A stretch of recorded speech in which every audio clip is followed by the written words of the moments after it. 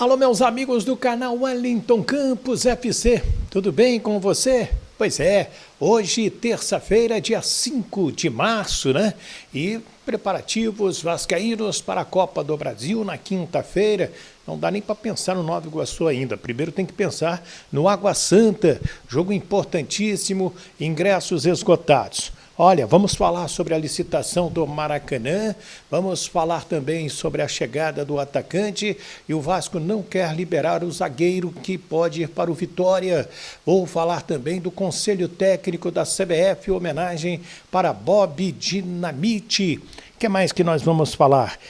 Tem outras notícias importantes para a gente tratar por aqui, né? E o Campeonato Carioca vai fechar a janela quinta-feira, dia 7 de março, então nós temos vários assuntos. E quero pedir para você nos ajudar a chegar a 80 mil inscritos, passamos de 75 mil, graças a vocês. Vamos mandar aqueles abraços no final do nosso vídeo, para a moçada que nos prestigia, cada dia está mais legal. E muita gente ficou emocionada, né, com o que eu falei da resposta histórica, a importância que foi a resposta histórica no vídeo passado. Se você ainda não viu, vai lá, curte, dá like e se inscreva no nosso canal. Wellington Campos FC não paga rigorosamente nada. Dá o joinha para fortalecer, para que o YouTube entenda que o nosso trabalho é legal e possa também mandar para outras pessoas também. Tá certo? Vamos lá então? Roda a vinheta!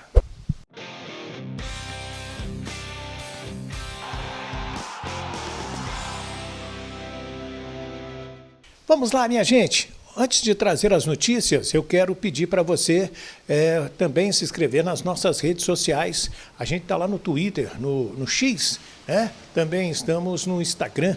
Tem sempre informação ali legal, relevante, mudança de tabela, enfim, tudo que a gente pode postar para vocês. Se inscrevam aí, por gentileza. Bem, Vasco e Água Santa, Copa do Brasil, quinta-feira, 8 da noite, em São Januário. Já choveu um bocado nesta terça-feira aqui no Rio de Janeiro. O Água Santa, ele tem um atacante, Neilton, se lembra dele? Está com 30 anos, jogador muito promissor que apareceu no Santos. Muita gente o comparava até a Neymar. Passou aqui no Rio, jogou pelo Botafogo, muito habilidoso. E hoje joga pela equipe do Água Santa, que é o adversário do Vasco na quinta-feira. O Água Santa vem de derrota no Paulistão para o São Bernardo, fora de casa 2-0, e na Arena Barueri vai enfrentar o Corinthians na próxima rodada do Paulistão. É um jogo difícil para o Vasco, sim, mas o Vasco está crescendo rodada a rodada. Isso aí as pessoas estão percebendo, os críticos, todo mundo sabe da importância que é a sequência de jogos. E Dimitri Payet sendo esse grande nome, o Galdames, Pablo Galdames no meio-campo fazendo ótimas atuações. Tivemos também no último jogo a primeira partida desde o início do garoto Esforça, que agradou bastante, mas Zé Gabriel já está liberado para voltar à equipe. O atacante Cleiton Silva, ele está chegando ao Rio de Janeiro nesta quarta-feira para os exames médicos e também para assinar contrato. Inicialmente por empréstimo, mas o Vasco já deve comprar esse atacante de 25 anos. Sua segunda temporada lá em Portugal é o seu melhor momento. Antes de ir para Portugal, passou pelo Curitiba, já fez gol, inclusive, no próprio Vasco da Gama, e é um jogador que chega com aquela promessa de estar ao lado do Pablo Verratti, sem o Verratti ser o seu substituto, jogando mais centralizado. Ele é mineiro de Belo Horizonte e tem 25 anos, repito. Já que eu estou falando de jogador, o Vasco não quer liberar o Maicon para a equipe do Vitória. O Vitória ofereceu 2 anos de contrato ao Maicon e isso convenceu os agentes do zagueiro, que está no Vasco da Gama, é um dos líderes do grupo, é um jogador muito útil, né? Quando entra tem feito belas partidas. O Ramon Dias, o Emiliano Dias gostam muito dele e o Vasco não quer liberar o Maicon para o Vitória. A gente lembra que a janela será fechada quinta-feira, às 23h59, para transferências dentro do Brasil. Então, se o Vasco estiver contratando ou se alguém quiser jogador do Vasco tem que se antecipar, tem que ser até quinta-feira, porque aí a janela fecha e só reabre no dia 10 de julho. E aí, para muitos, é a principal janela da temporada. Bem, sobre o time que vai enfrentar o Água Santa, a gente ainda não tem uma noção, mas a tendência é o Vasco colocar força máxima até para garantir a sua classificação à terceira fase da Copa do Brasil. Essa terceira fase, além de dar R$ 2.205.000 de cota, já é aquela de 2 jogos, um em casa e outro fora. Você passa a ganhar a renda sozinho quando você joga em casa. Para esse jogo de quinta-feira, por exemplo, todos os ingressos estão vendidos e o Vasco tem que dividir a renda com o Água Santa. Ele fica com 60%, independente do resultado, e o Água Santa leva 40% da arrecadação líquida de São Januário.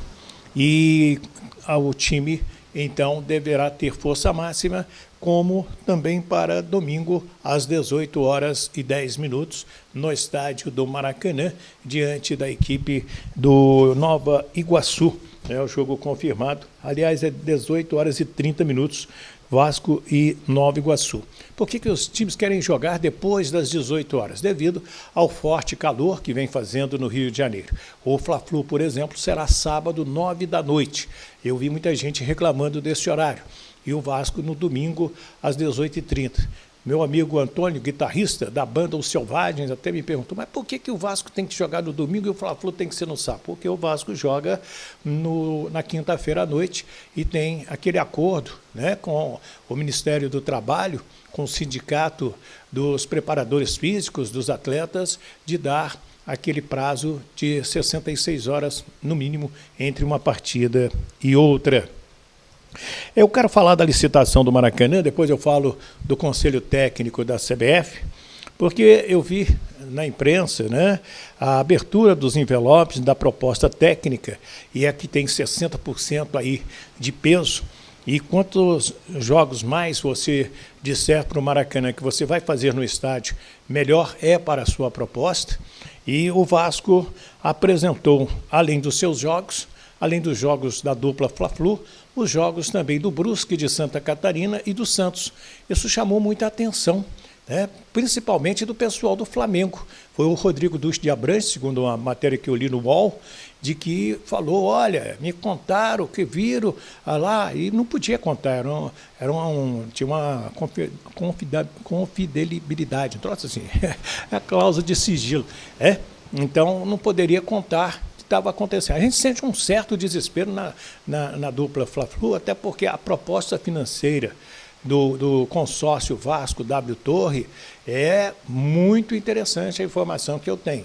E a dupla Fla-Flu, se não tiver um empurrãozinho, a ajuda de alguém, de repente não vai ganhar esta concorrência dos 20 anos. Mesmo com o Vasco garantindo que eles poderão jogar no Maracanã tranquilamente, Flamengo e Fluminense, como jogam atualmente, e não deixam o Vasco e o Botafogo atuarem, tendo o mando de campo no Maracanã. Então, por que o Brusque? O Brusque está reformando o seu estádio e pode fazer alguns jogos no Maracanã, por que não? Nós temos um número grande de catarinenses no Rio de Janeiro, né? Além de trazer também pessoas curiosas, o time adversário vir jogo no Maracanã. Porque o Santos, para quem não sabe, nos anos 60, ele adotou o Maracanã, aquele Santos de Pelé. O Santos foi campeão do mundo jogando no Maracanã. O Santos ganhou o Libertadores da América jogando no Maracanã. Então, era comum o Santos jogar no Rio de Janeiro. Adotou o Maracanã como seu grande estádio.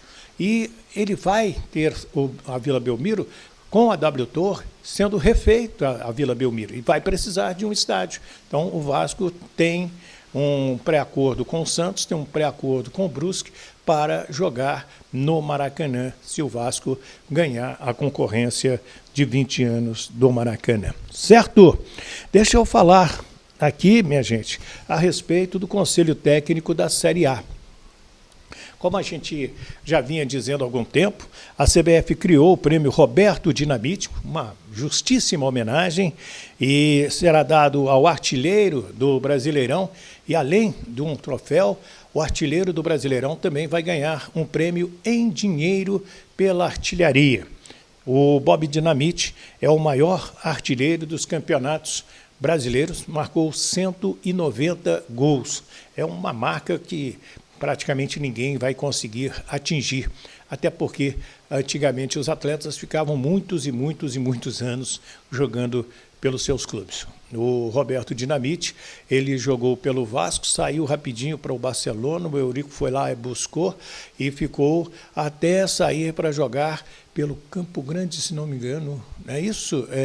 Então, ele ficou muitos anos jogando no Vasco da Gama e foi, sem dúvida, o seu principal artilheiro. Foi aprovado pelos 20 clubes o aumento de 7 para 9 jogadores estrangeiros.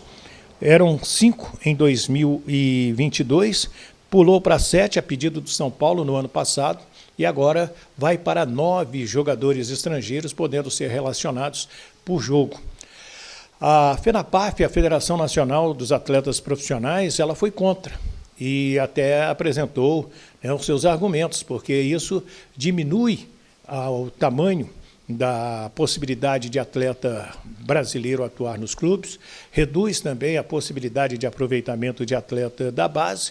Agora, está vindo uma quantidade muito grande de gringos. Alguns não são lá grandes coisas, mas eles têm um salário inferior devido à desvalorização das moedas dos países deles, principalmente aqui da América do Sul, e vem também com essa vitrine que é o futebol brasileiro para o futebol europeu. O time que for jogar num campo sintético, por exemplo, Vasco vai jogar com o Botafogo no estádio Newton Santos. O Vasco pode pedir ao Botafogo, e o Botafogo tem que permitir que um dia antes do jogo ele treine na grama sintética do Newton Santos para conhecer. Ao mesmo lá na Arena do Atlético Paranaense, o mesmo no Allianz Parque lá do Palmeiras, sendo que o Palmeiras atualmente nem ele está usando o estádio devido à qualidade da grama sintética que está sendo reformada. A Série A, ela começa no dia 13 de abril e o campeonato termina no dia 8 de dezembro. E uma coisa que foi aprovada que eu gostei, 100 jogos nas datas FIFA e o time que tem jogador convocado, ou no plural, jogadores convocados, e será o caso do Vasco, que tem o Puma Rodrigues, tem o Medel, tem o Galdames, que são sempre convocados pelas suas seleções, e o próprio esforço. O que acontece? Os clubes terão 48 horas entre o fim da data FIFA e a realização do seu jogo seguinte. Antigamente era um desespero de botar avião particular, voo fretado, para terminar o jogo, botar o cara dentro do avião e chegar a tempo de participar de um jogo importante. Agora, os clubes vão jogar 48 horas depois do final da data FIFA, é o que ficou aprovado. E os torcedores nos estádios, eles vão ouvir a decisão do árbitro com o VAR. Então, houve uma decisão em que o VAR participou e foi marcado o pênalti. Então, o árbitro vai pegar o microfone e, de maneira sucinta, vai dizer: olha, chegamos à conclusão que foi pênalti por o fulano fez isso. Pronto. Numa frase, ele resume todo o estádio, vai saber qual foi a decisão do árbitro de campo com o árbitro de vídeo. Também acho um negócio bastante interessante. O Botafogo e Bragantino jogam pela pré-Libertadores nesta quarta-feira, um jogo importante para as duas equipes. O Botafogo que vem readquirindo a confiança no time, a torcida também, mais de 30 mil torcedores vão estar nessa partida. E o Fábio Matias, que chegou como interino, vai conquistando a confiança dos atletas, do torcedor, e já tem gente defendendo a permanência do Fábio Matias como técnico do Botafogo. Já estamos com 13 dias da demissão do Thiago Nunes, que foi o último técnico do Botafogo. Do outro lado tem o português Pedro Caixinha, que faz um belo trabalho pelo Bragantino e que várias vezes no ano passado foi escolhido como o melhor treinador do Campeonato Brasileiro. Tá certo? Quero a sua opinião, quero mandar aqueles abraços, quero que você comente aí a respeito do Conselho Técnico, do número de estrangeiros. Você concorda? O que você acha? É isso mesmo? Ou tem que reduzir? Fala aí, comenta, deixa seu nome, o nome da sua cidade, é muito legal. Dos comentários, a última vez que eu vi tinha 257 comentários no último vídeo, que a gente falou da resposta histórica, muita gente agradecendo. Eu não fiz mais do que a minha obrigação, me emocionei sim, e vou me emocionar sempre com as coisas que mudaram o rumo do futebol brasileiro, como foi aquela resposta histórica do Vasco da Gama. Quero abraçar o Alex Silva, quero abraçar o Robson Adelson, na Ilha do Governador, muito carinhoso no seu comentário. O Giovan Machado, lá em São Luís, no Maranhão. O Antônio Magalhães, ele tem 75 anos, é de São Gonçalo, está sempre acompanhando o nosso trabalho. Muito obrigado, senhor Antônio Carlos Magalhães. O Carlos, lá em Sobral, né? Ele que é de Souza. Quem mais aqui? O Alessandro Pinheiro. E também quero falar do Francisco Marinho, em Patos, na Paraíba. Muito obrigado. O Nildo Oliveira, o João Moreira, em Brasília. Alô, Capital Federal. O José Ribeiro Martins, o Rainer Barros, né, em Esperança, na Paraíba. O Maicon Santos, o José Wellington, meu xará, lá em Aracaju, Sergipe. O Reginaldo Rodrigues, o Jorge, em Itajaí, Santa Catarina, terra de muitos vascaínos. O Alexandre, lá em Porto Velho, em Rondônia. O Rogério Guzmão, a Cristina Peçanha. Também quero abraçar o Henrique. Aonde que está o Henrique? Em Portugal. Muito obrigado, Henrique. Mais um de Portugal, valorizando o nosso trabalho. O André Santos e meu grande amigo, um baita engenheiro, que é o doutor Henrique Marques da Firjan. Grande vascaíno, grande parceiro. Estou devendo a ele um almoço, né? Prometi almoçar com ele, mas vamos achar uma data e vamos almoçar também. E quero mandar um abraço especial, carinhoso, para o meu amigo Marco Antônio, da Estrela Tintas, em Olaria, né? Também Bom Sucesso, outro grande vascaíno, papo cabeça, a toda a sua família também. Fiquem com Deus, do Rio de Janeiro, o Wellington Campos.